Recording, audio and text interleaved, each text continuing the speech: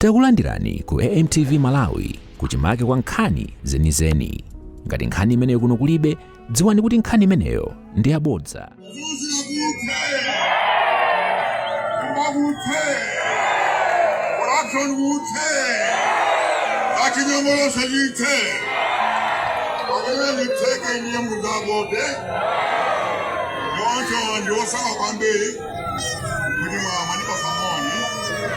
Bachi ndikulizo kwambiri ndo kwambiri gozo yoncho kuno muzabwe abangwe wanyi to make sure kuti kuhangabya pano anthu onse pano azabwere mawu nyinyi yoncho ziko kwambiri ambuye mudaseni kupaka Goliati izabula pano kukakita nsonga